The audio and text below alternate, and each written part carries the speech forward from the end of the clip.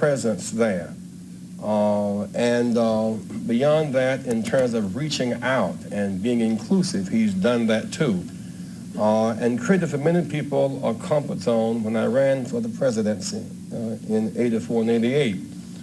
And many others thought it was either laughable or something to avoid. He came to our business meeting here in New York because he has this sense of the curious and a will to rest to make things better. And so aside from all of his style and his pizzazz, he's a serious person who is an effective builder of building for the builder of people. Last year he was a part of our workshop, of our panel workshop on what are the challenges and opportunities. And so this, a year later, Donald Trump, for a few minutes, challenges and opportunities to embrace the underserved communities. Donald Trump.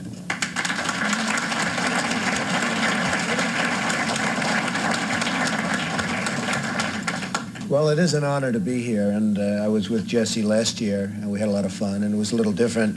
We had a real panel where you asked questions and everything, and we didn't do so much speaking, so I'm going to get off here very quickly because I want to hear some questions. Jesse started off by saying most of the wealth in this country is in the hands of a few.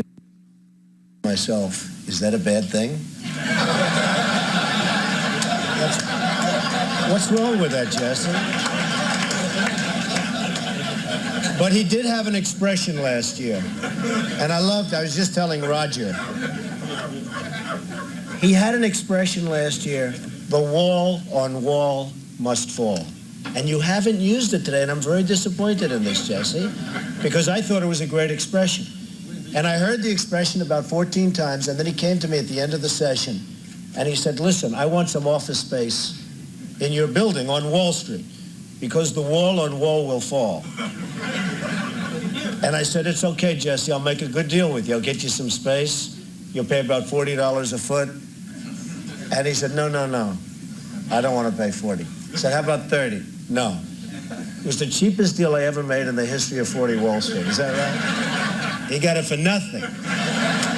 He's a very tough negotiator.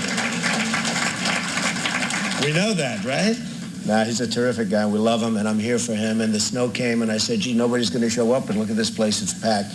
I do want to say a couple of things. First of all, where's Percy? Oh, okay. I thought you left, Percy. That would have been terrible. I get up and you leave. I would have been insulted. But, you know, he's been a special friend of mine for 25 years, for a long time. And Percy was the borough president of Manhattan when I was really starting out, and he helped me so much on the Commodore Hotel, which he mentioned before, which became the Grand Hyatt, and so many other things. And he is really, and I listened to him speak, and I said to Roger and Roy, listen to those tones, listen to that voice. Have you heard that before, by the way? What a beautiful tone, and what a beautiful man, and we love him.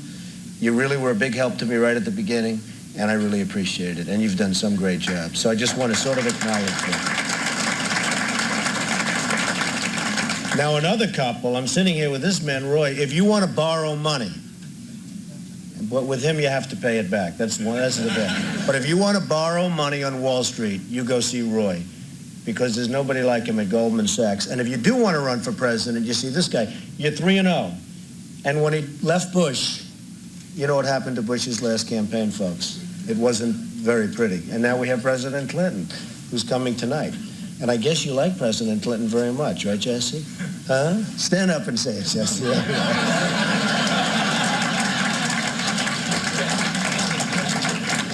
Well, I'll just say a few words. I mean, Wall Street and New York City and this whole region is doing unbelievably well. I'm building a job on the West Side, which is the largest job ever approved by the New York City Planning Commission. You see it going up along the West Side Highway. It's almost 10 million square feet. It's 18 buildings, and it's really going to be something. We're building a building that you probably heard of recently. It's the tallest residential tower anywhere in the world. It's 90 stories. People aren't happy about the fact that I'm building a 90-story building in New York City, but it's an as-of-right. It's called an as-of-right building, meaning you can do it by zoning, and it's going to be truly magnificent, right directly, of course, from the United Nations. We just bought the General Motors building. We just completed Trump International Hotel and Tower, which just yesterday got the Mobile 5-Star Award. Only 4 in the country got it for its whatever it is, and it's been a tremendous success. We're doing a lot of other things, and I will tell you, a large percentage of the people, and especially in construction, that are building these great jobs are black and minorities, and I'm very proud of it. We have close to 25%, and I think the number's going up, and they do a great job. There are no better builders than we have in New York, and a big percentage of that is black and minority folks. So I just want to thank everybody in the room for being here. I look forward to some questions. And then I don't know how we're ever going to leave this building today, because if you look outside, it is terrible. But we'll figure a way. There's always a way. And thank you, Jesse, and congratulations. Venture capitalists that helped you initially capitalize your business. Would you share with us who those companies are and were, because now you've exited and they've exited?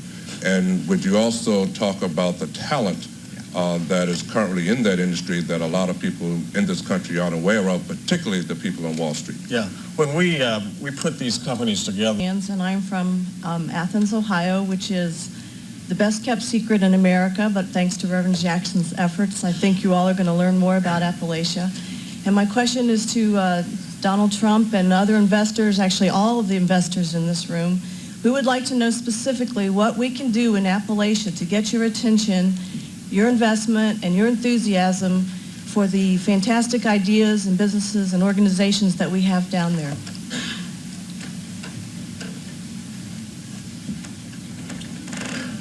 Well, Jesse wants me in Harlem, and you want me in Appalachia, so I don't know what the hell. I don't know. What do I do, Charlie? Look at this legend. He sits there, doesn't say anything. Charles Rangel, he's a legend. Come on, stand up, Charles. It's terrible. You should be up here speaking, Charles. Well, certainly it's something we'd love to take a look at, but I've got my own problems in New York. I can't get a 90-story building built. Maybe I need your help, Charles. I hear it's a tremendous place. I hear it's got great opportunity, and I'm sure it's going to be successful. And if you align yourself with Jesse, I have no doubt about it at all. Good luck.